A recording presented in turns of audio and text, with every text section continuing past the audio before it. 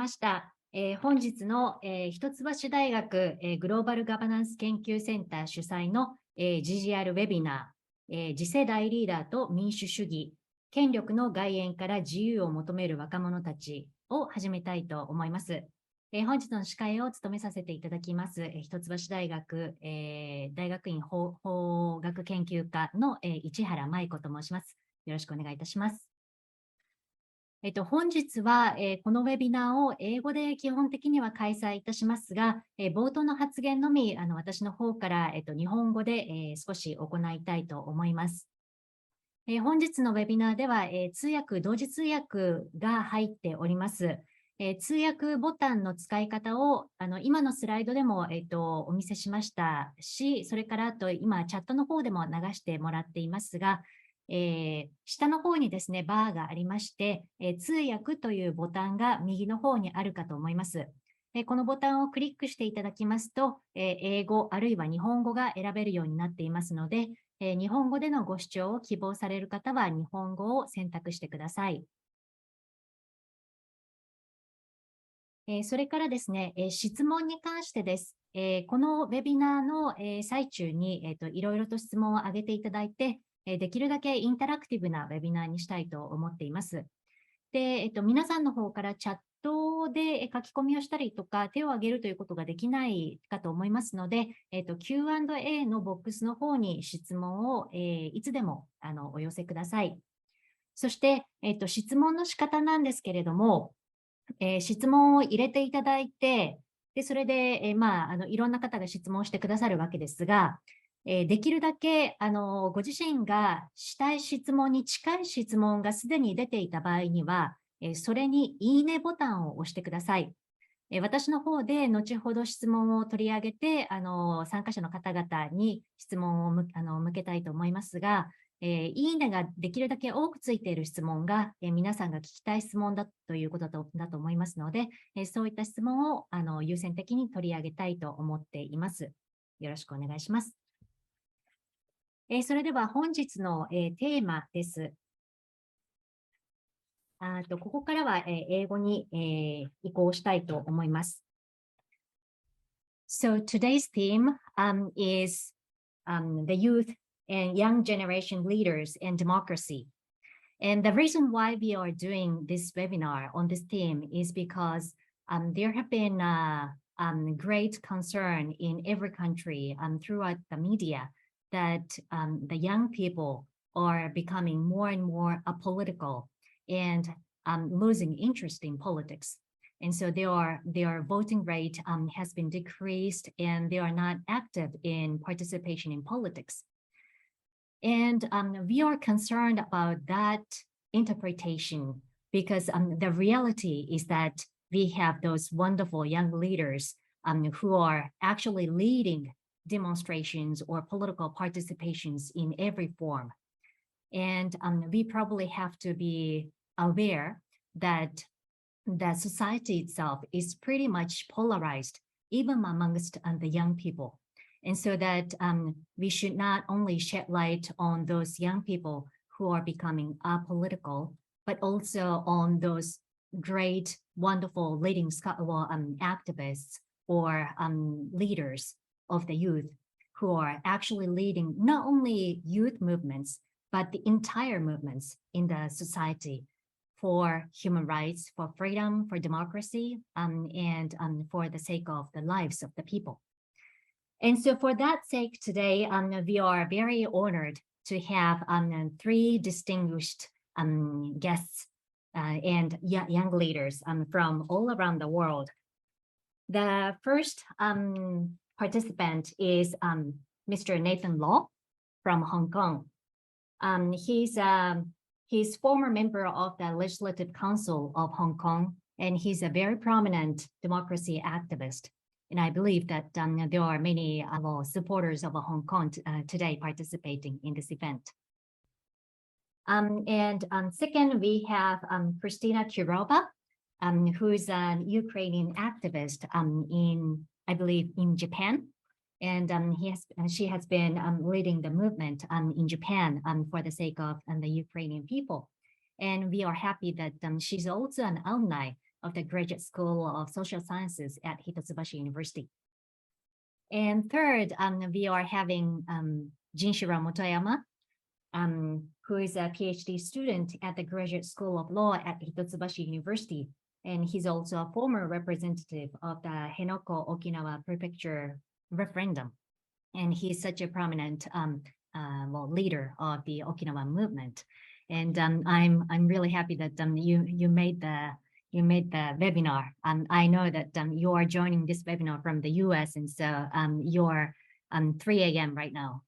Yeah, it's really tough, but yeah, it's really, I'm really happy to meet with you and join this session.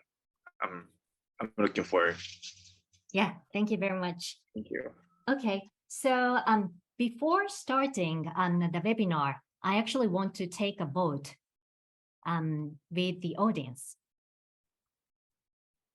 So we have 3 questions of, do you think young people can make changes in politics? And second question is, do you think young people participate in politics?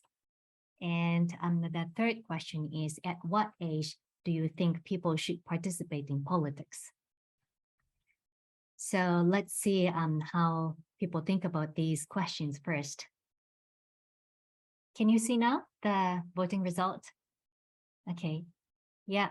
So as for the awareness of whether people think young people can make changes in politics, 91% of the people said yes, which is a wonderful thing. I'm really fortunate to, happy to see this result.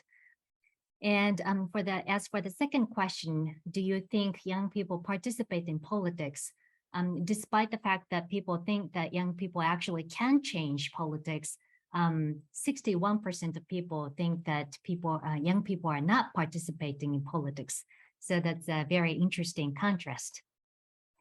And the final question was, at what age do you think people should participate in politics? And many people chose the teens. 63% chose the teens, and then 35% chose the 20s.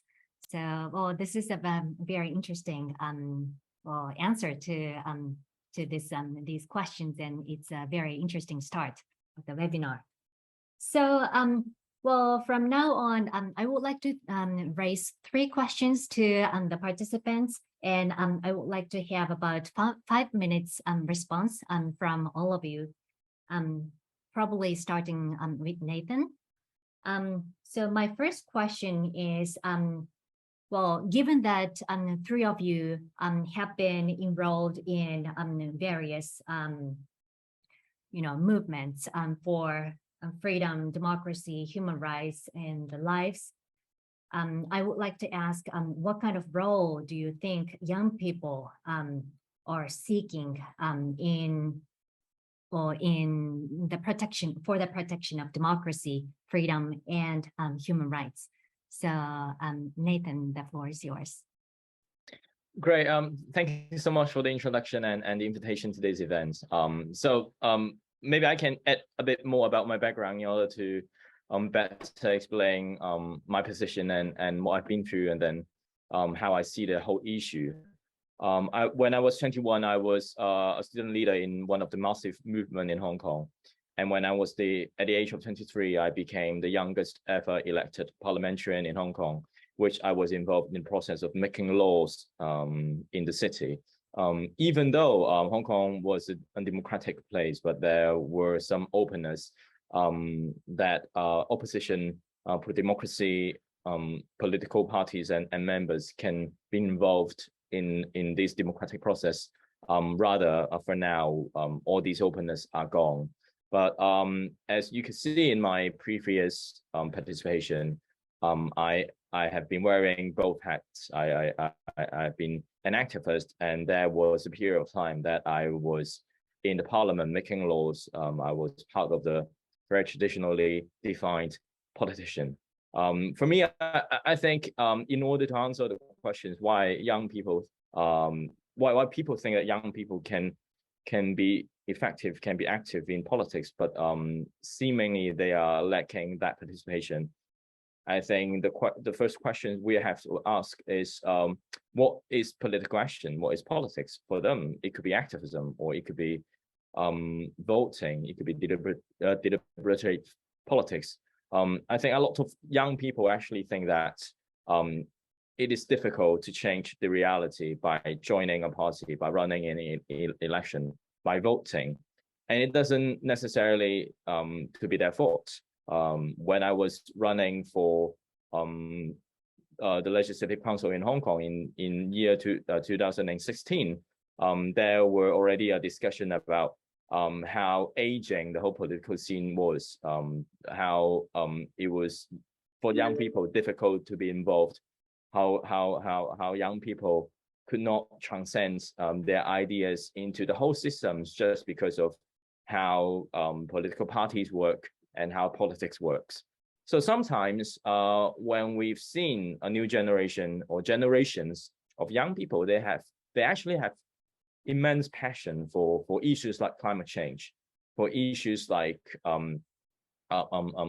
solving global hunger problem, etc. But it doesn't necessarily leading them to join political party or go vote.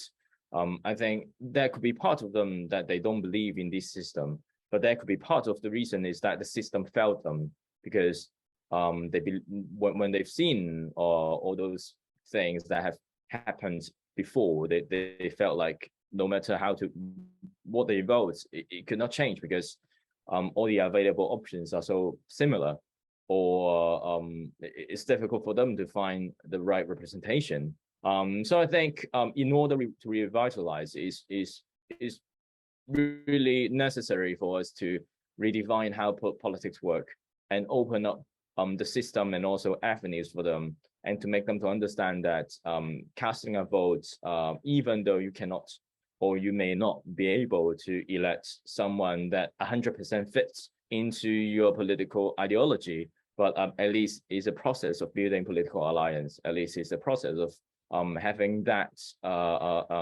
effect that affecting the political spectrum. And also political parties, traditional political actors, they have to open up themselves. They have to get rid of the image that politics is about money and power and relationship, and make it to be seen as a place that can accommodate ideas and changes. So I think the problem of seemingly lack of participation in voting in these very traditional political actions from the younger generation is actually something that we all have to reflect on, not only for just urging young people to go vote, but actually there are parts of renewal that we need in our own political system. And that is definitely from a person who have been in both sides. And I think at the end of the day, young people indeed have the power to change. I think they are the idea of young people, which they don't get into a very complicated, intertwined interest net.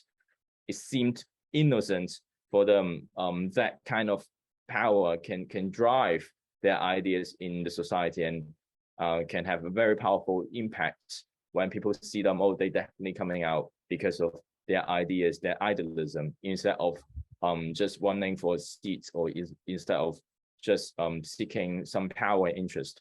And that could be very moving and very powerful. And I've personally experienced how an image of young people with ideas can change the society. So at the end of the day, maybe for some young people, you are fed up with the political system, you're disappointed by it, but you can always have a lot of different avenues to join. The one thing that you have to remember is it takes time, it takes resilience, it takes determination to do what you like, and it takes a lot of effort to learn, to understand the scene, and to be able to convince people. So I think definitely there are no easy way for change, but I think young people can play a big part in it. Okay, yeah. Thank you very much for this wonderful response. Well, we are also having this aging issue in the Japanese politics as well, and so that's a very stimulating opening from you. And we can probably think more about how to sort of incorporate the young voice into politics later on. So then let's move on to Ms. Kristina KIROVA. So could you talk a little bit about the role of young people in seeking democracy, freedom, and human rights, please? Yeah, thank you. Thank you, everyone, for this opportunity to express some thoughts from my background, from Ukrainians here in Japan, from their point of view.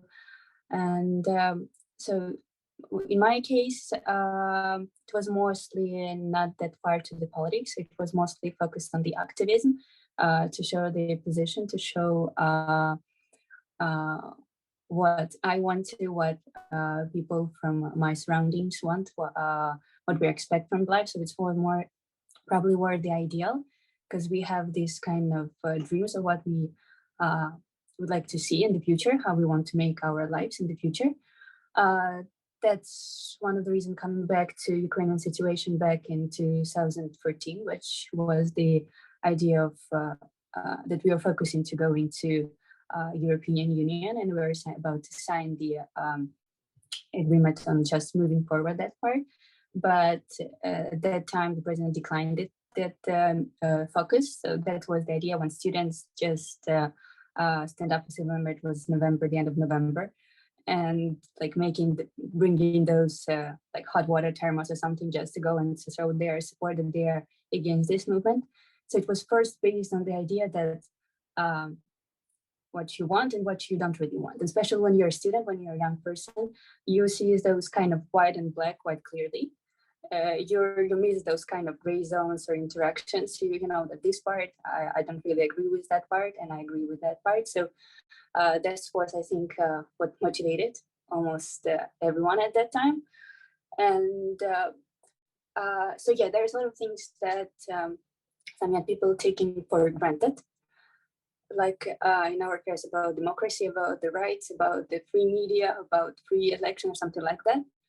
And when you have these kind of obstacles and you know what is true and what you want to follow, what you imagine, that's, I guess, that's motivates you to do something. And yeah, usually young people are more passionate, have more energy to pursue this kind of dreams. So that was partly what happened in case of that small part in Ukraine. Okay, yeah, thank you very much.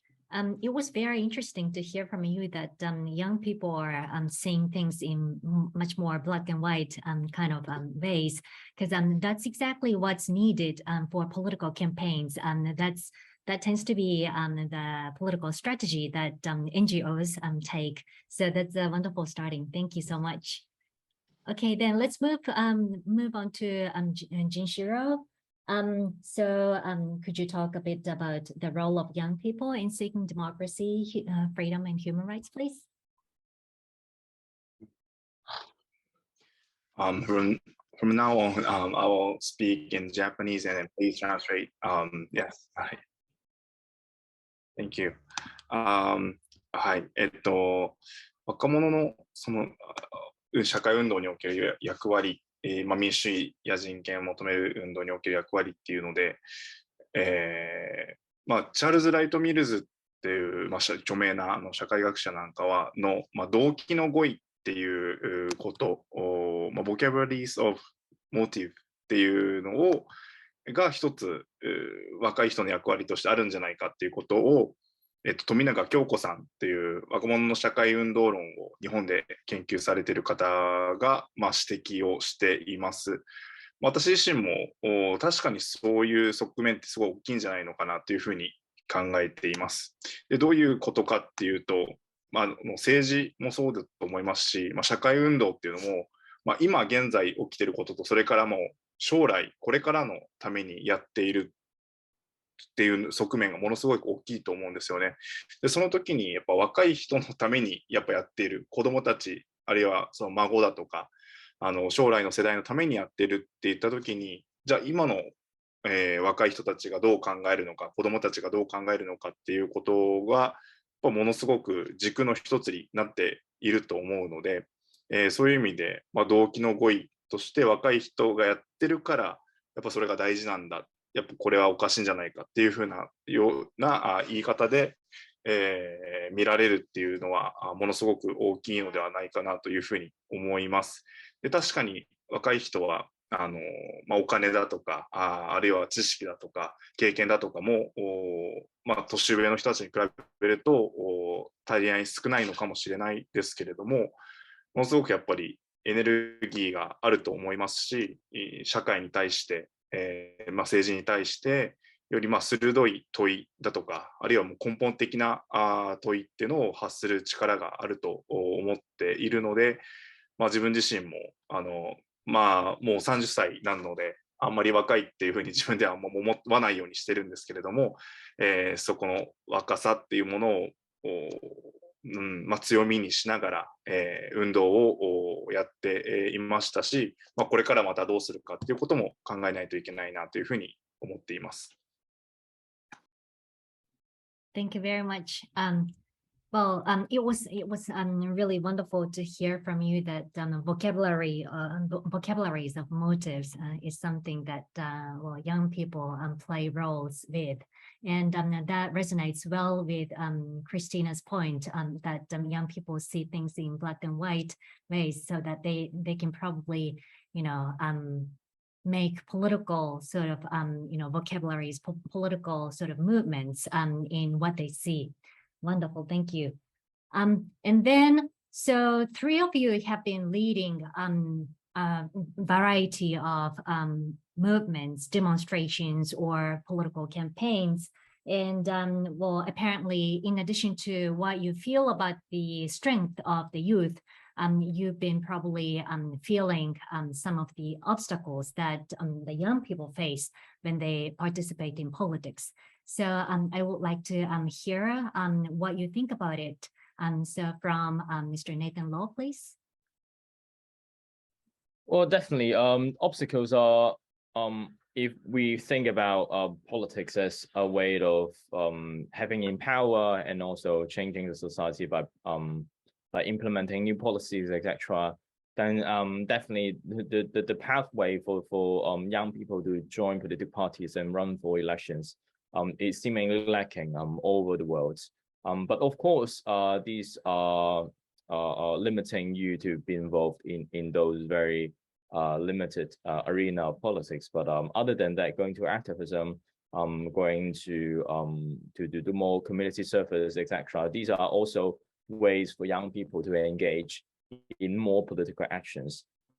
So I don't think in this age there are a lot of hurdles for people or young people to join in these kind of actions.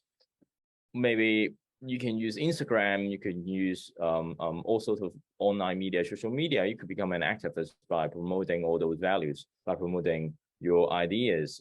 It's easy to get connected in this era that we're getting used to new to meet new people, new friends, and also it's easy to connect each other with an app and all these instant communication tools. So for me, I don't necessarily see being involved in politics as a thing that has a lot of thresholds, that has a lot of condition. It's easy for them as long as they understand that there is a need for them to get connected in order to produce more impact, to get organized, and to understand that they needed to work with the others in order to make things work. So I think in that part, definitely there are a lot of room to be opened, and the society as a whole should also encourage young people to be involved in activism, in a project that they think they can bring betterment into the society. It is not only to say that it's okay for them to do it, but it's actually to encourage them to be involved in that process and they will gradually learn and understand more. And maybe someday in near future, they could be involved in running for an office if they learn more in that scene. So I think encouraging them to do it and seeing it as a kind of like incubation for future political leaders by just getting them to be involved in young activism. I think that is a key for more participation of young people. And when they see more young faces to be able to, for them to vote for, to be able to speak in the parliament, to be able to run for offices, they will gradually think that, oh, maybe themselves, they could do it, and there could be possibility to change. Okay, yeah, thank you very much. Yeah, that I think reflects the fact that it was the young people who led the demonstrations since 2019 on in Hong Kong. Well, apparently young people were the actors, have been the actors, and that's really a wonderful message that you know, there's no hurdle for young people to participate in politics. And there's a very interesting sort of contrast between what Nathan just said, that you know, there's no hurdle, with the answer to the voting, you know, at the beginning of the webinar, that people do not think that young people are not participating. People do not think that young people are participating in politics. So there must be something going on, either between different regions, countries, or there may be some, well, weak interest on the side of the young people. So let's figure out, you know, continue figuring out this aspect. So then let's move on to Kristina.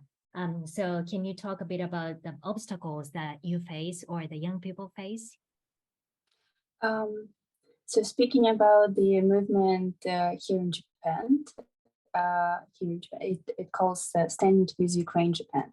So we just add Japan part as the Stand with Ukraine. They being like active in different countries as the way of getting the support from other countries, because a lot of people just move forcibly or willingly to other countries, or a lot of influence of diaspora who has spent like decades maybe outside of Ukraine. So this was also a way of communicating again together to get to the kind of a region, even being outside of our own country. And so it's not kind of establishing the organization is also still an activist. So we were all connected basically on the day of the beginning of the war, just by doing social media. So because at that time, before the start, I would have like my Ukrainian network was around, I could count people like on one hand or two hands. So it was really small communities for me. But during this kind of snowballing, asking people for getting together, we could organize in like, I think it was 300 people on the first day. I didn't even realize there were so many people in Tokyo at that time. So that time when you speak about obstacle there, I think I can find there few like inner and outer. So when you say about later parts, it's more about what is going outside of the groups. It's more about administration work. From the very beginning, was an issue to get the variety of permissions, to get the demonstration permission to hold the event there and there, to ask for everything, to find people to get together. And of course, as we're just beginners, we had some volunteers work back home, but it's another country. Everything is new. So this was one of the obstacles. And of course, the other was to find venues and of course, budget for the venues, because it's not always the good place for affordable. And of course, the connection. So all the media correspondence, the promotion of the same events and something to asking for support, that was also a big issue. And when it comes to the inner circle, well, all of us are, well, we like volunteers, so we have our main jobs during the day, so we do it only in our free time. So every time is still very chaotic, but that's why we feel that you work 24/7. And the management problem is still within and as you say, there is still like everyone is in their 20s, late 20s, 30s. So not a big experience in some parts. So there's still lack of some knowledge. But still, yeah, the passion that's one that's triggered everything. So they're still holding on. Yeah. Okay. Thank you so much. Yeah, those issues that you talked about, well, seem to come not only from the fact that you're young, but also the fact that you're an international resident in Japan, so you have to handle everything in the Japanese language. The language hurdle must have been there too. Yeah. Well, I would like to really thank you for your wonderful leadership in the movement in Tokyo. Yeah. Then let's move on to Jinshiro. I think the situation in Okinawa, Okinawan issue might be slightly different in a sense that it's not only those young people who are leading the movements, but also those rather older people are sort of at the center of the movement as well. So maybe incorporating that aspect as well. Can you talk a bit about the obstacles that you face, please? はい、そうですね。まあ私自身はそうですね。2015年頃にそのシールズという運動をStudent Emergency Action for World Democracyっていう団体で、当時安倍政権の下で行われていた安全保障関連法案、いわゆる安保法制に対して、声を上げていました。で、同時期に、香港で起きていた雨傘革命だとかも見ていましたし、ものすごく運動のやり方だとかでも参考にしました。また台湾でのひまわり運動についても同様に、見ていて、そうですね、参考にしていました。で、沖縄では2017年、8年、9年頃ですね、辺野古の新基地建設、アメリカ軍の海兵隊の基地が作られるという問題に対して、県民投票をやる運動で、辺野古県民投票の会というのがあったんですけれども、それの代表を務めていました。で、その運動をやる上で、今レサン・ローザンだとかクリスティーナさんがおっしゃってたようにいろんなハードルがあると思いますし、それを社会だとか教育だとかでカバーできるような体制が整っていたらものすごくいいなというふうに思います。で、例えば学校でデモのやり方を教えるっていうのがドイツの小学校だとかではあるみたいで、そういう教育が行われても手でもいいのではないかなというふうに思いますし、また子どもがの人権だとかをですね学ぶ機会っていうのがあってもいいんじゃないのかなというふうに思います。で、その時にやっぱり小さい成功体験っていうのがものすごく大事だと思います。で、そのデモだとかだけじゃなくて、親だとかあるいはその周りの大人たちが子供がねうまくできた時に褒めるだとか、あるいは一緒に何かをするっていうようなそういうちっちゃい成功体験がそういうデモだとかあるいは民主主義社会に参加するっていうのにつながっていくのかなというふうに思います。で、もう一つはやっぱり、お金どうしても運動をやるときに広告だとかあるいはそのデモをやるときの備品ですね、スピーカーだとかを買うときだとかお金って、少しでもやっぱりかかることがあると思いますので、それをカンパだとか寄付だとかで集めたりしっかりそれをサポートする、大人の人たちがいるっていうことも大事だと思いますので、自分自身もだんだん年を重ねてきて、そういうサポートできる大人になれたらいいなというふうにも思っています。Yeah, thank you very much. well, he's doing his PhD, and so well, I'm pretty sure that he's going to be a leading academic, changing things in the Japanese society. And well, it was very important to hear about the importance of the civic education, especially in Japan. We do not have the civic education which talks so much about the rights that people can exert, but rather the education in Japan talks a lot about obligations that we have to follow. So you shed light on that in a very important aspect. Thank you so much. Yeah, then well, let's move on to the very third question.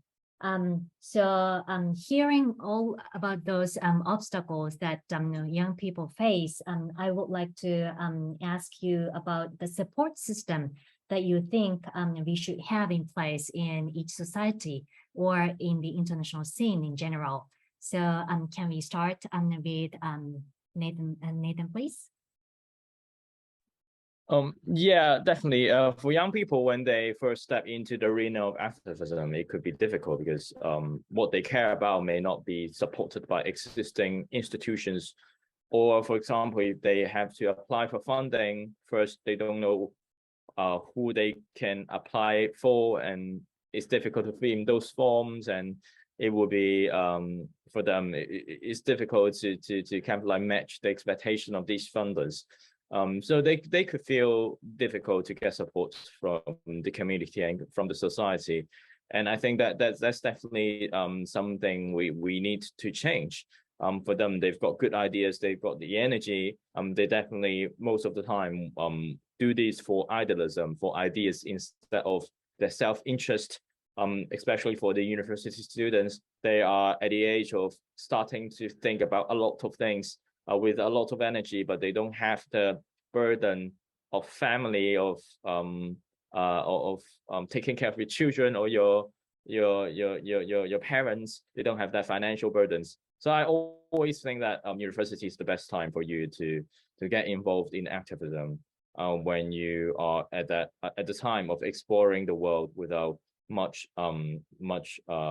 hurdles on your shoulder.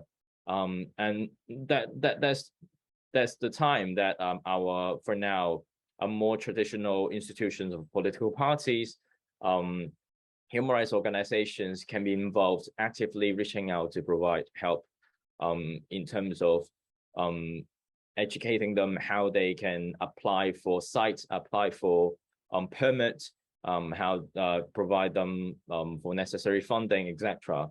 I remember when it comes to 2019 protest in Hong Kong, it was very spontaneous. It was decentralized.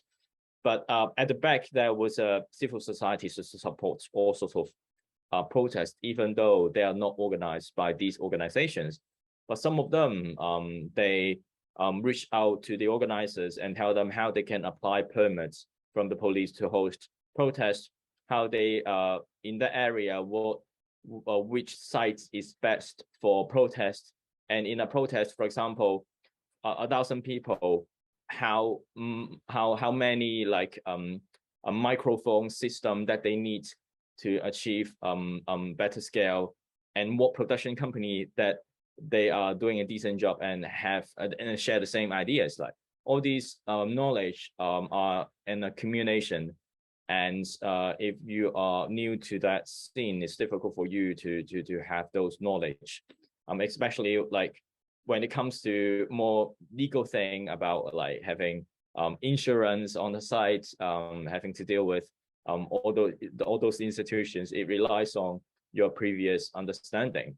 So I think we indeed need more of those shared knowledge to be reached out to reach out to the young people on the scene and help them to do whatever they want and have accessible funds, small amounts of grants for them for printing and for buying all those equipments. I think these can definitely help and nurture a scene of young activism. And I think it's also a good way for them to understand that politics or activism or political actions is not only trying to get a group of people who completely understand and support each other. It's about how we prioritize the risk that we're having And if a lot of us we share the same idea of what are the priorities, the first priority or the second priority that we have to voice out, even though we've got our discrepancies and our differences, forming an alliance, working with each other is the most important thing on that regard. So I think having all those support and understanding really help young people to understand more about what is politics, how they can be more involved, and then to be comfortable to be in an environment that we may not agree 100%, but we can work together. And that's what a political party looks like. And that's what party politics, that's what running for an office looks like. So I think it can really help to grow the whole scene. Okay, yeah, thank you very much. Well, it was very wonderful, group of points, and well, I can imagine how difficult it was for you not only to gather those informations about equipments and everything, but also to see who can be trusted, especially with the extensive influence operations from China. Information were pretty much jeopardized in the Hong Kong society. So it must have been very difficult. Yeah, thank you. So then let's move on to Kristina. Having your movement in Japan, I'm pretty, well, you talked about the obstacles that you faced. So can you also give us some of your understanding or feeling about the necessary support system? Yes, so thinking about those obstacles, right? So there are probably two main points that are necessary for support. Mostly it's communication and cooperation. And in terms of communication, it's always to raise the awareness, to show the presence through any kind of media, social media and whatever. So that it's something ongoing, something is happening and people participating in it. And then the cooperation part is more like having organization who have done the same before, who are willing to help, who has the same venues or something, etc., or funds who can maybe share something, as we did previously with our Polish organization, Polish Society, also German Society here in Japan. So because they already had a base of people who would support it and they share the same idea. So this was also important for us to show our ideas, what we stand for. And for the movement itself, there are also two main goals, which are also in line. So the first one is also to raise the awareness of the ongoing war. And the second one is fundraising, so to send immediate humanitarian aid to the impacted areas. And to fulfill those two goals, we try to come up with different options. So because again, all of us are still like in their 20s and 30s, and we, as I said before about black and white, I would say that still the idea of that we want kind of fast results. Which might be good or not, but in terms that when you see that some of you actually has the result, it's already motivates you even more.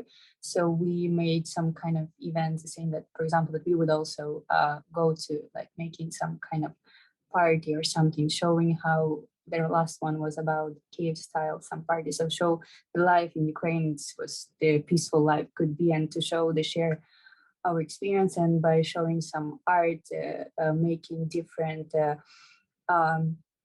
like VR tour or something. So something that young people do in their free time, but you are combine it together and you still share the information, and you get also some funds that you can also use. That's how we get our results, and that's why we still keep it ongoing.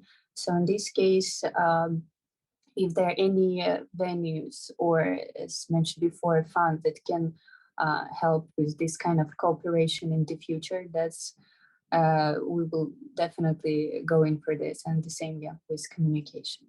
Yeah, okay, thank you so much. Yeah, I hope this webinar itself will also become a sort of opportunity for you to raise awareness amongst the Japanese youth in regards to the Ukrainian issue.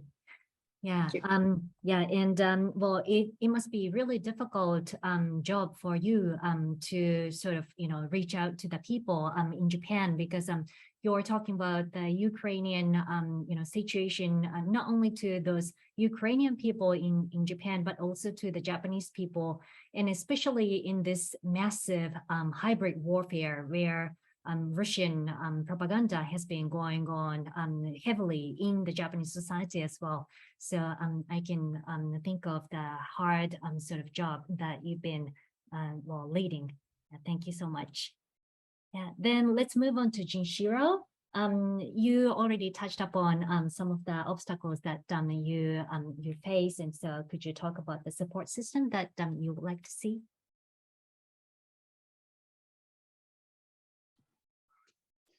そうですね。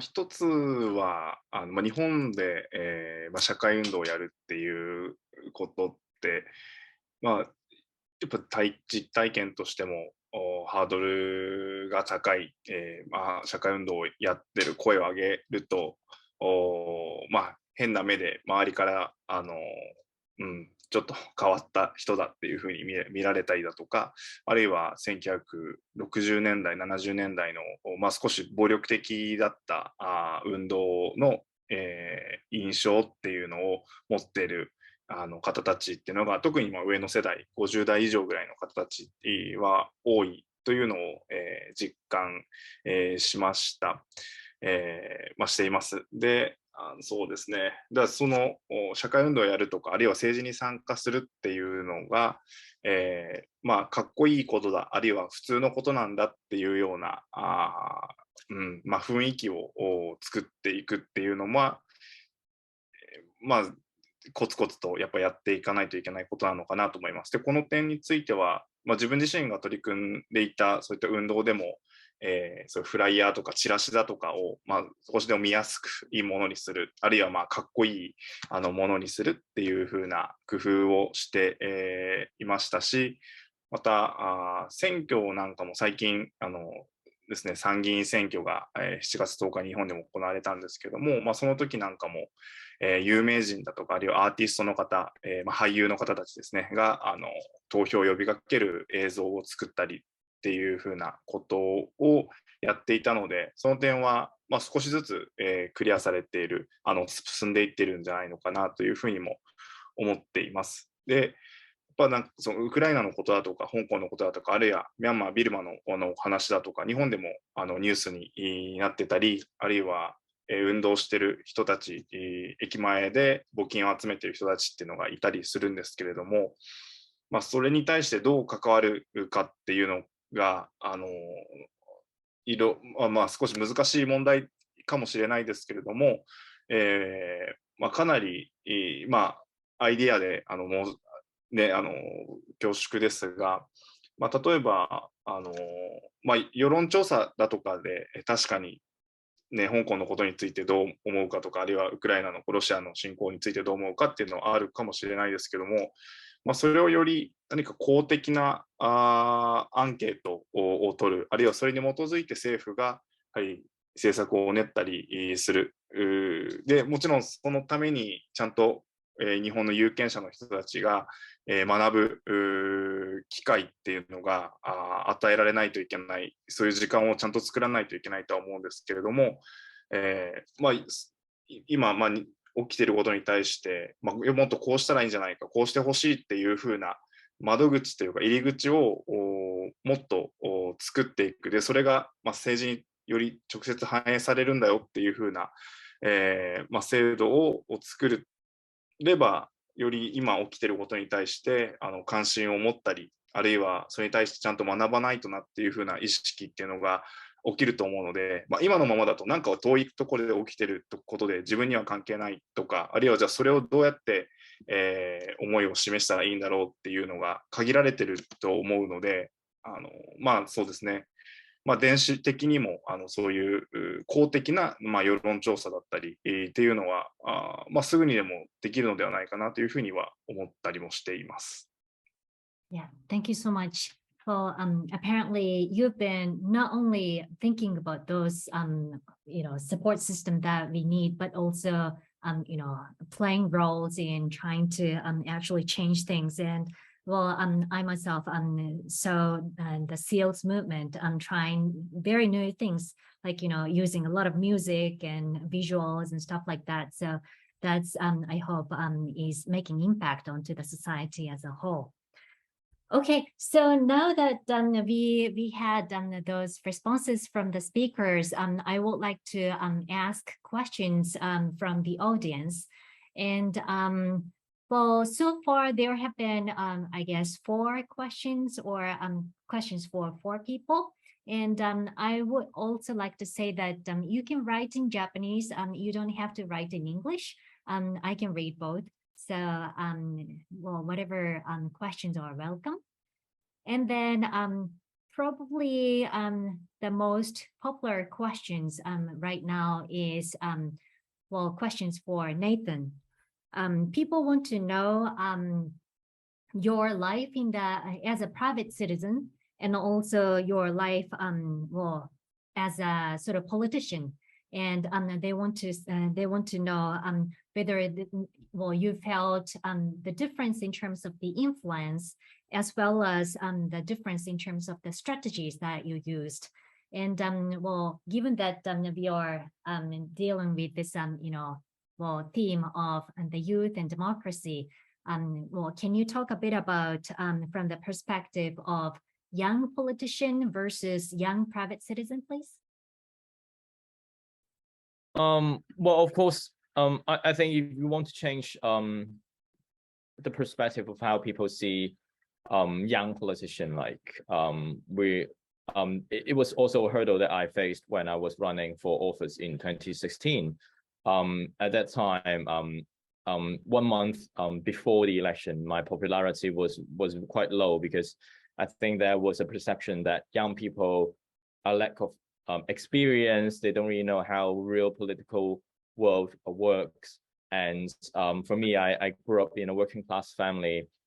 It was not something that people expect people running in my constituency, which was the richest, the most aged one, that previous legislators were lawyers, were government officials. They didn't expect one working class young person who is still studying university without much working experience to be involved. And the idea of an activist and a legislator, they're completely different. It takes different skill sets. It takes it takes a lot of different ways people look at you. And for you, the target audience are different. Like most of the time when you're an activist, you are more responsible to the core supporters of your movement. But when you're a legislator, you're responsible for the whole population, or at least people in your constituency. So the ideas are different and the skills are different. You have to demonstrate that you understand both roles, you understand the differences, but you think there are some parts of it that can be overlapped, and it can reinforce each other, so that it justifies you as a young activist becoming a legislator, and it help your work in the legislature and also the protest on the streets. I think it took me really a lot of effort to convince the people that being young doesn't mean that you're not mature. Being young means that you have a new perspective to the society, and the things that you care about are more future looking, are more forward looking. You have more ideas rather than just trying to be involved in that interest group and to make money from it. I think it's really important for us, for young politicians, young activists, to be reminded that we must pay 10 times more efforts than people who are much older than us to prove ourselves. And I think it's our responsibility. It is not fair, and sometimes it imposes hurdles for young people.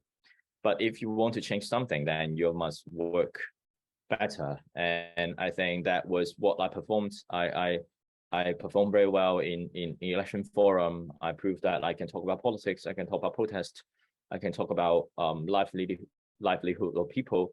I spend a lot of time understanding how I should behave, including in my private life. I don't I don't give any opportunity anyone to stigmatize me because of my private actions. So I intend not to do something in public area to keep a very good image. And sometimes the older generations doesn't have to do it. But I think if you want to change something, then you must take these courses, and to be very realistic, that there are some limitations in your role. And if you want to make a statement by your existence, then somehow in some of the area you have to have give and take, and you have to perform. Being young is not an excuse for you not to perform, but rather it is actually makes you really need to prove everyone else that you've got what they want and you can be better. Okay, yeah, thank you so much. Yeah, well, I totally agree with you that you know, in order to prove yourself, prove you know, those young people to show that they are actually eligible in, you know, making changes, you know, making political participation and so forth. But at the same time, I hope that you know, that societies can make a much more level ground for every generation, so that younger people do not feel like they have to work harder compared to older generations in order to make changes, make political participation and so forth. And we want to learn even more from you as to how to do it. Yeah. Okay, then we have many more questions. So let me raise this question for all the participants. How can young people across borders collaborate to raise these kind of more international issues? How can we make people care about what's happening abroad?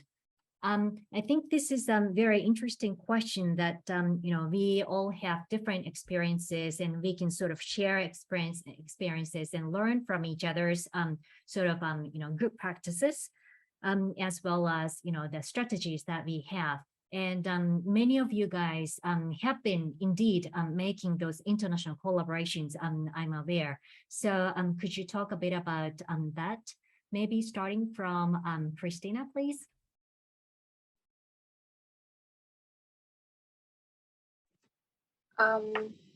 Yeah, so we try to, so I don't even know where to start at the very beginning, but we try to, because in our case, that's all the trying to make the awareness among Japanese society in terms of what's going on in the country far, far away from them. That's an issue, and it's still an issue. I'm not sure if I have the proper answer so far, but so far it was like, with all the, even considering all the experience of exchange programs which I had, which all of my participants in the movement had to. So you first start with the small groups of people, and you do with this kind of short explaining, and you always compare, because in this case you have to know the history of the country you are in, or to the person you talk to. So it also has to be related somehow to the other person as well, as that's to understand, because if you talk about totally not related topic, it's almost impossible to take some kind of good response. And in our case, it was the other that we are all connected. So even though you sometimes feel that you're somewhere in a cocoon or something, a bit alienated, but in other case, if you still live in a global society, and any other actions influences the other decisions as well, so you cannot stay outside of any kind, especially when it comes to this kind of big issue that's going on right now in Ukraine. So this all connected not only in a political stage, but economical stage, and in media and everything, as you mentioned before, about the propaganda. So this is a big issue we have to go with. Mostly, I would say that I always explain what this kind of news are not related, why it's fake and everything. So in my case, it's mostly like explaining the real situation. but I'm happy that people are still having questions about it. So they're not taking this for granted. And I'm here to explain whatever it is. So the idea is at least to have a question and not to take everything, oh, it's somewhere there. So at least why it is going on like that. To raise this kind of ideas in young people to ask if it's somehow connected or not. Yeah, thank you so much. So, well, for you, well, everything that you do is well about the international collaboration because you are in Japan, working for Ukraine. Yeah, well, that was well, very interesting. Then can we move to Jinshiro, please? はい、そうですね。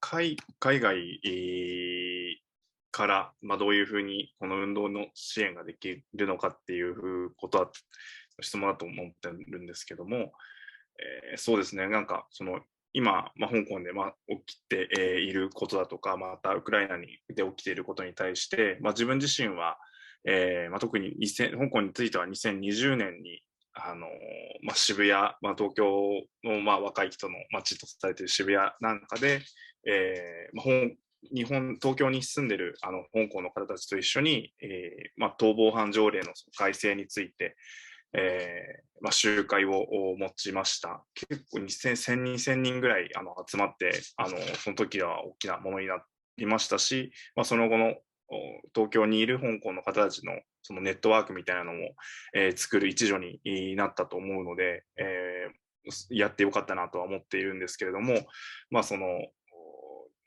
日本にいる、そういう香港の方たちの支援っていうのを、自分なりにやって、そういう運動をしてきた経験っていうのも生かしながらやりました。で、ウクライナのことについては、3月に沖縄の、那覇、でですね、沖縄のアーティストたちの人たちと一緒に、ノーウォーピースライブ沖縄っていうイベントを開催して、それで集まった寄付を、UNHCR の難民高等弁務官事務所のウクライナの難民の支援に寄付するっていうような取り組みだとかを行って、かつ、沖縄戦っていう、悲惨な戦争が77年前、1945年にあって、今、基地の島になってますけれども、沖縄から、そういった平和だとか、ノーウォーというメッセージを発信するっていうのを試みたつもりです。で、それでね、すぐ変わるっていうことはなかなか難しいと思いますし、本当に、ウクライナのことも、香港のこともニュースだとかで見ていて、もやもやしたというか、歯がゆい思いをしていますけれども、そこにいるウクライナの人とか、香港の人とかが、その問題についてやっぱ話ができる、あるいはアピールできる場を、日本の有権者の一人として、作るっていうことは一つできることかなと思っています。で、沖縄の問題については、国連でのアピールだとかも、県知事だとか、あるいはNGO、NPO の方たちがやっていたりもしますし、またアメリカなんかもそうですけども、県人会、沖縄系のアメリカ人だとか、ハワイにもいたりするので、そういった人たちのまた声明、ステートメントだとかっていうので、少しでもそうですね、沖縄だけじゃなくて他のところからのアピールというのもあることはありますね。ただやっぱりそれで何かすぐ変わるっていうことはないかもしれないですけれども、やはりそうですね、この国内だけではなくてやっぱ外からも声が上がってるっていうことは、中央政府はやっぱ気にするとは思うので、少しでもやっぱその、声を上げていく、可視化させるっていうようなことが、自分もできたらなと思いますし、それをサポートできたらなというふうに思っています。Thank you very much. Yeah, well, those when you were in SEALs, I think well, the SEALs members were trying to sort of learn from the experiences of the umbrella movement, as well as the sunflower movement. And so there was good collaboration amongst you guys. And also for the in the case of Hong Kong, for example, I believe there's this Milk Tea Alliance, which has been going on around Asia, although it's been not that much easy to create collaboration amongst those activists around across the entire Asia. So could you, Nathan, could you also share your experiences? Yeah, I think Milk Tea Alliance is indeed a good example of how these cross-movement actors can come together. Milk Tea Alliance is a virtual internet community that it doesn't have a official structure. It's just a symbol. It's a community that welcomes people who are mostly in Southeast Asia, that they resist authoritarianism. In Myanmar, in Taiwan, in Hong Kong, in Thailand, we've got our own version of milk tea. So that that's the origin of the Milk Tea Alliance, that we support each other. And I think it really shows that first of all, it's actually quite difficult for us to have a constant support or a network of group composed by different movements, because the hurdles of understanding the other country's resistance are really high. It's very difficult for you to keep track of it. Very difficult when there is something happen that they want to publish a statement, then you have to jump in to understand the statement and understand the whole context. It's quite difficult. And it's also difficult for you to support them in any substantial way other than just retweeting their statements from a country. So for me, my experience of involving in a lot of cross-movement workshop or even organizations tells me that we need to have a personal connection. We need to understand, we need to know each of our own organizations. But when it comes to concrete actions, it's always crisis-driven. For example, when the Ukraine war broke out, we all assembled under the umbrella of supporting Ukraine. And when the Myanmar military junta made a military coup, we all stand under the umbrella of supporting the democratic activists there.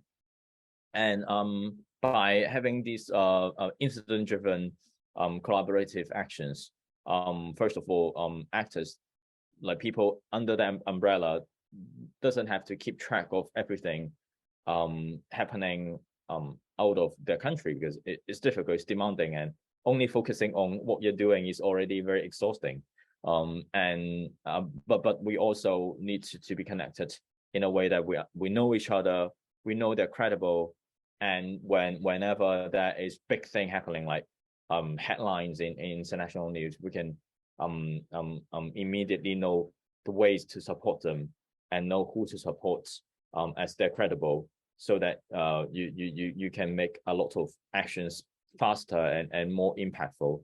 So that's what I've done when the military coup took place in Myanmar, when the Ukraine war happened, when the Belarusian resistance was ongoing.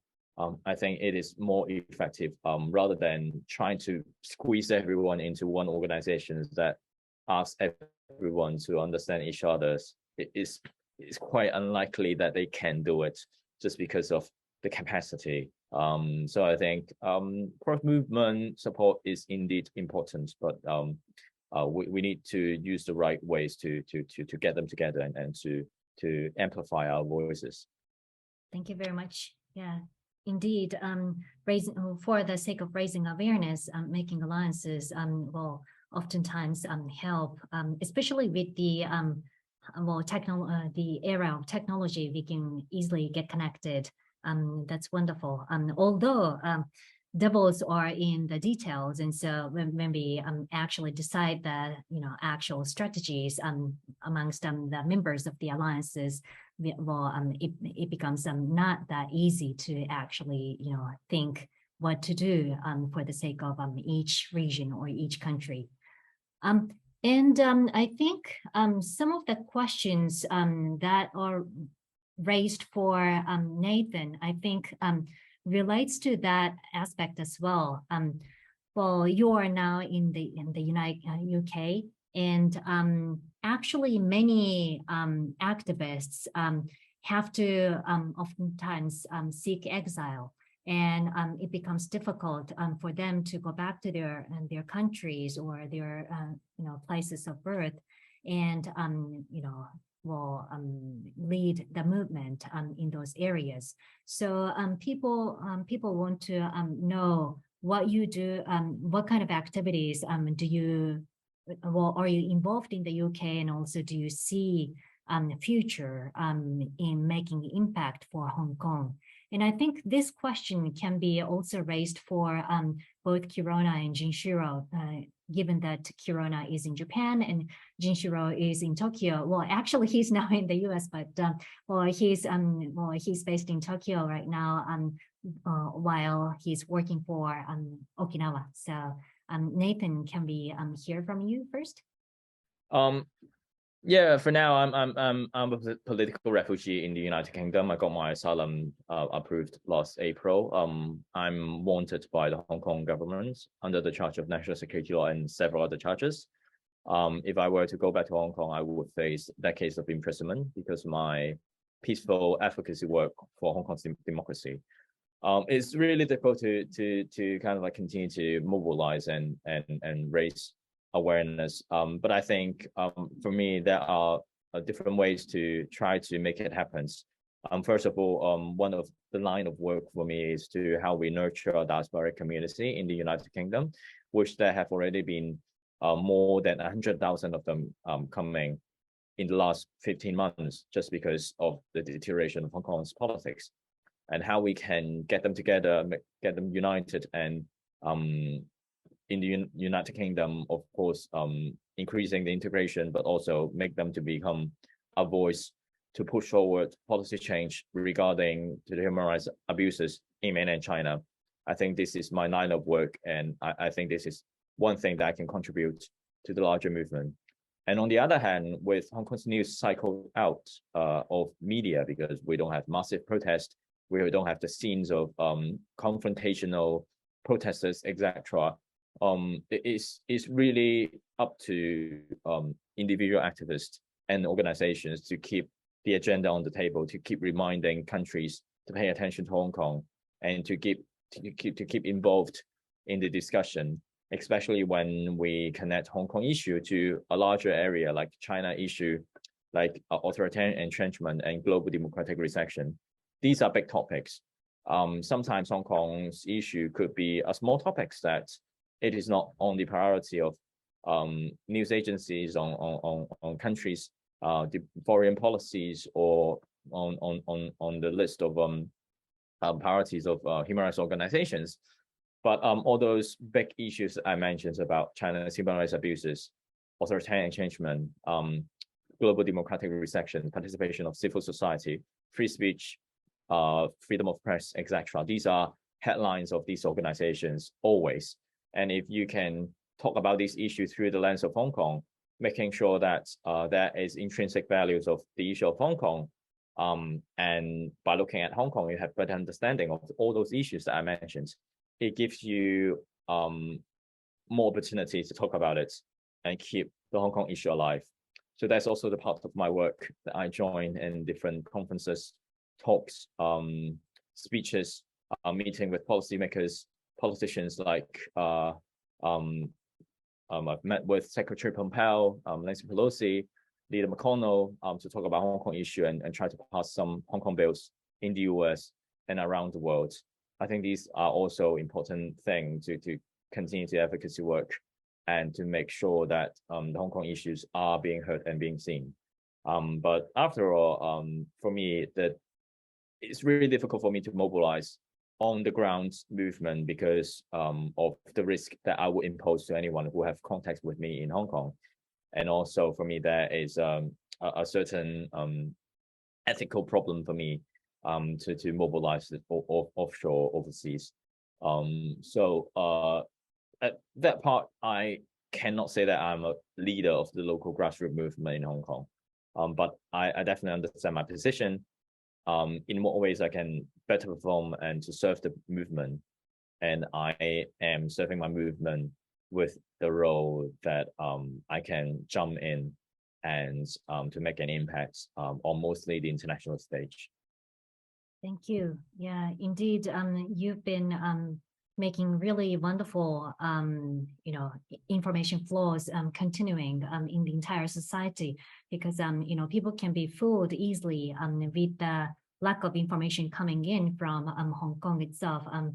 People might feel that Hong Kong became much more safer place and peaceful place, and people are not complaining, which is actually not the case. They are just silenced. So well, this is also important to get information from you, continuing from you. Okay, so then let's move on to Kristina, please. So as for the remaining part we can do here in Japan, the main idea is still to support the other movements in Ukraine. They are the other mostly volunteers in raising the awareness of the ongoing processes. Because there was a time that we even check that they do in social media and by means of like the recent one on Instagram, that they were blocking a lot of content. And sometimes whenever you post anything regarding what is going on in Ukraine, it was just blocked immediately or just disappearing. So we had this kind of issue even with the system, I guess, which is coming close to the Facebook Meta or over their side. So there was some kind of issues of silencing the voices as well. So we are trying to do this, what we can do from Japanese side, and we did some translation. Me and my friends, we were always in contact with Japanese media, with different news resources. We even like going helping them with translation, some information in Europe. Even when you look at the news, you understand that it was already copied from some Russian propaganda or something like that. But even the way they use words, and you have to explain it that this is not going to work. As we as well work with Ukrainian embassy here in Japan. They became quite active recently, of course, with all the jobs. So we are also like volunteering to cover their processes here. We still continue writing because we are mostly focusing on, so there are also two issues, like humanitarian help and the future of rebuilding the already destroyed cities. So we are in a process to communicating with Japanese companies, asking for some kind of support and whatever they can do after the war has finished. So we are trying to think in a positive way to make like what we can do to use this energy more in a positive way, because there's a lot of issues when you're still staying abroad and you have to 24/7 keep and put enormous efforts to keep your family safe back home. And so this is like, we work for two countries. Sometimes we do some collaboration with others movements. So as said before, Nathan said, the alliance is very important right now, so you can still connect it and you feel support all the time. It's just started with this kind of small demonstration before the war has started, and now we have a huge group of support, and that's kind of fulfilling and motivating. Yeah, thank you very much. With the Japanese government's sort of involvement in helping out Ukrainian people and having them coming over and providing all sorts of supports, your job must have been really hard. You will probably receive a lot of requests of sort of translation, interpretation, all kinds of support for information provisions and everything. So I can imagine how hard you've been working for the sake of the Ukrainian people. This is wonderful. Then, can we hear from Jinshiro as well as to how you have been working for the sake of Okinawan people from Tokyo? そうですね、東京で自分自身が運動したのは、シールズなんかもそうですし、あとは、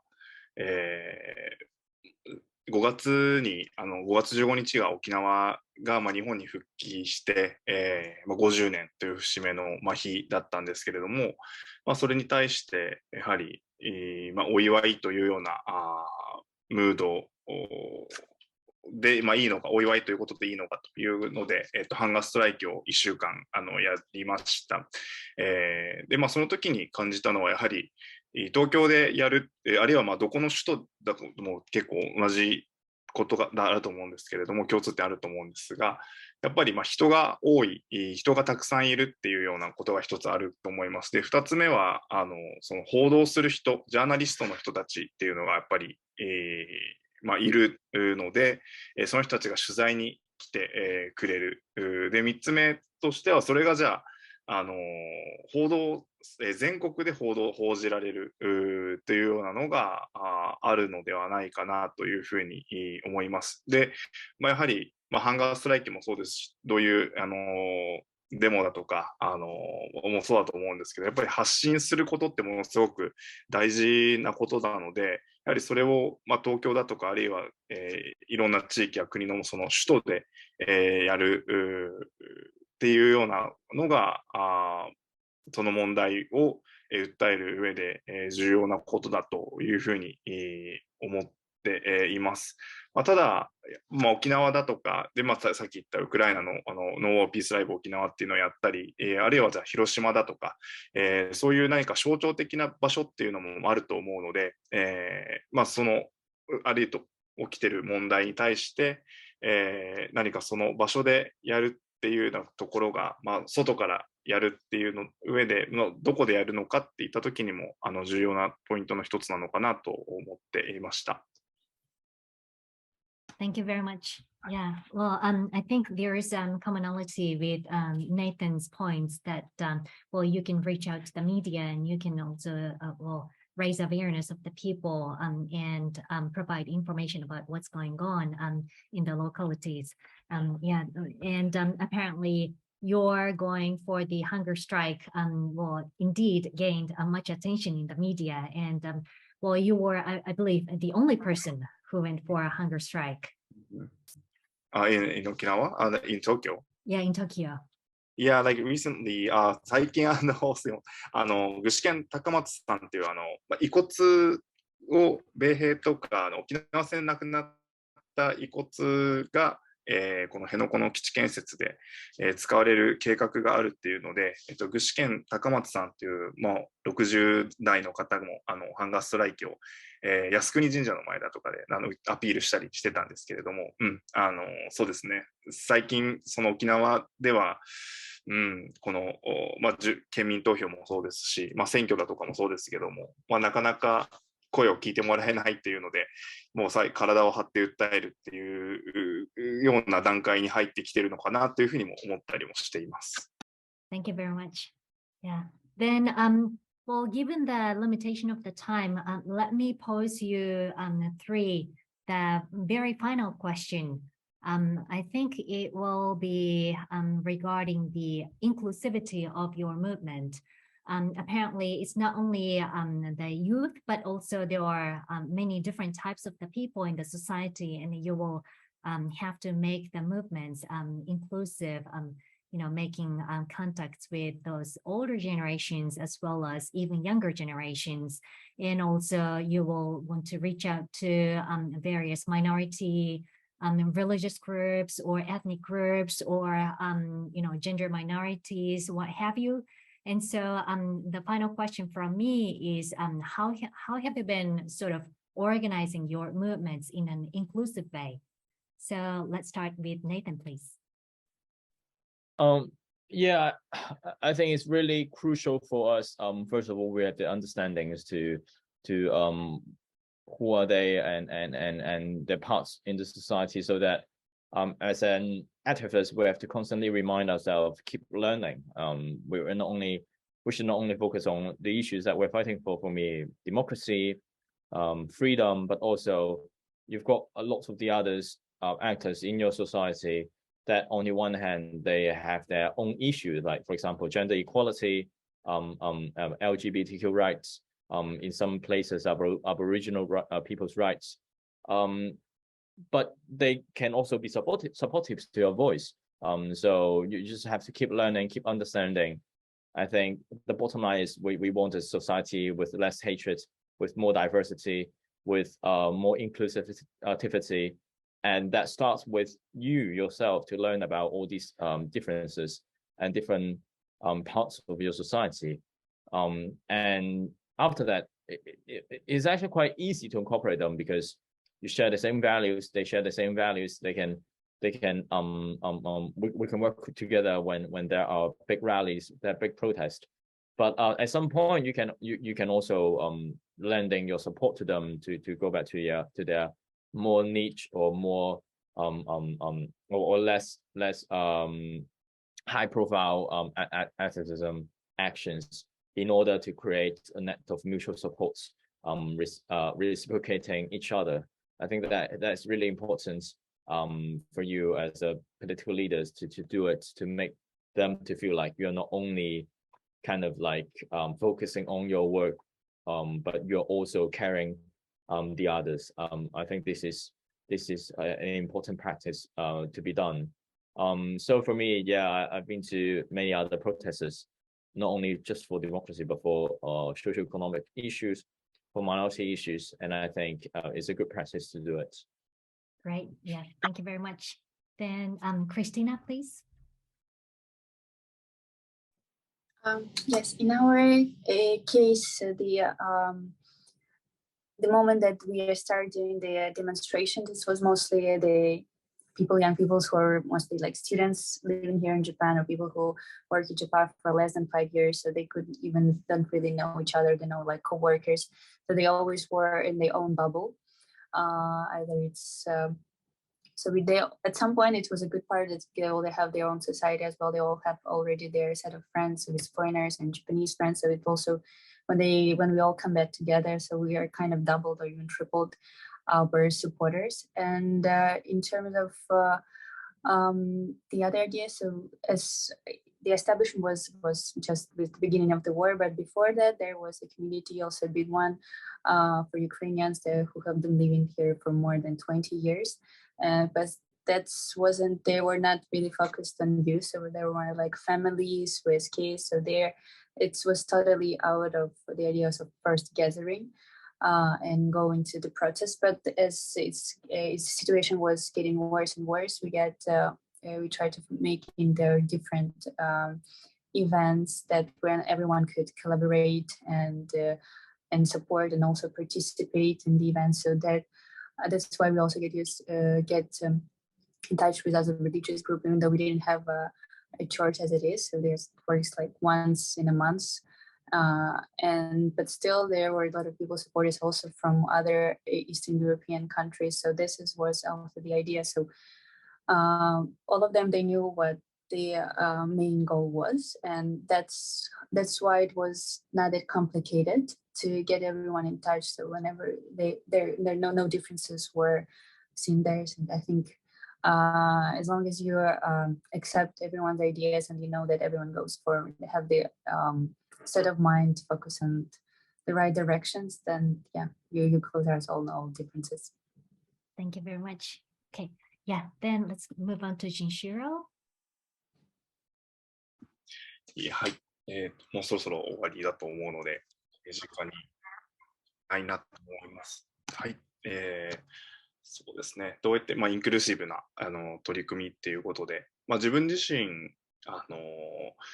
沖縄の基地問題を中心に活動していますけれども、やはりゴールとしては、世界人権宣言に書かれてやっぱ人権っていうのがちゃんと大事にされる、守られることを、一人一人が、大事にされる社会だとか世界っていうのが実現されることだと思っています。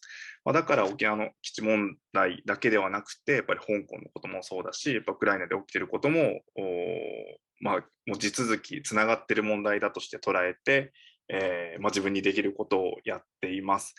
で、運動の中でやっぱりその女性のことだとか、あるいは LGBTQ の方だとかとどういうふうに、特に意識をしているわけではないですけれども、やはり、そのセクハラだとかパワハラっていうのが問題になることっていうのはあると思いますので、今後自分自身何か、また次の運動だとかをやる際、あるいは団体みたいなものをちゃんと作るっていう時には、そういうセミナーというか講座みたいなものをやって、どういうのが今セクハラにやっぱり当たりますよっていうこととか、パワハラに当たりますよとか、そういうのをそこに参加している人が共有できるような場、学べる場っていうのを作った方がいいんじゃないのかなっていうふうにも思っています。で、自分自身もそれは意識してないところでそういうことをする時っていうのもあるんじゃないのかっていうのは、ちゃんと心に持ちながら、そういう運動をやる時もそうだし、普段の生活なんかでも、意識しないといけないのではないかなと思っています。Thank you very much. Yeah, well, it was really wonderful hearing all these responses from you on the questions that I raised and also the questions that came from the floor. Well, many things have been clarified. And I cannot count everything, but some of the things are that the young people have their ideas, their framings, their vocabularies. And so they are very special and they should be valued in political participations. And secondly, well, you all have strength in terms of locations, in terms of languages, in terms of ethnicities or educational background and so forth. So always we can think about the division of labor on how to make it in doing these movements. And well, maybe finally, going back to what Nathan said probably in the very first response, we need time to do those movements. And well, in that sense, students have the strength in comparative strength compared to others. And also at the same time, we can think about how to bring work-life balance in the society so that we can make our politics in the society healthier so that people can actually participate better in the movements as well. Okay, so then, well, let me close this event with the very final question, which are the same questions as the very beginning. What do you think about young people's strength in making changes?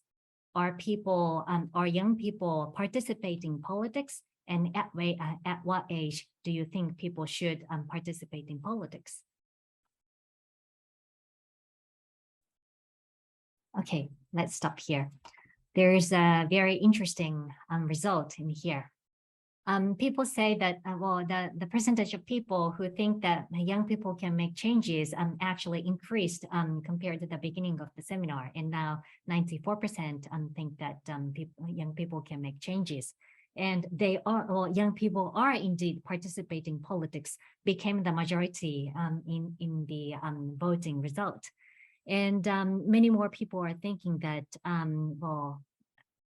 young people at the age of teens should engage in political participation, which is really wonderful result of what you three of you shared with the audience. So I would like to really thank you for your great discussions and responses. And we are doing this program on democracy and human rights at Hitotsubashi University's Institute for Global Governance Research, where actually one of our focuses is the role of the youth in democracy. So we are going to throw this kind of event in the future as well. So I appreciate if you can participate in it. Thank you very much, everybody. Thank you. Have a good day.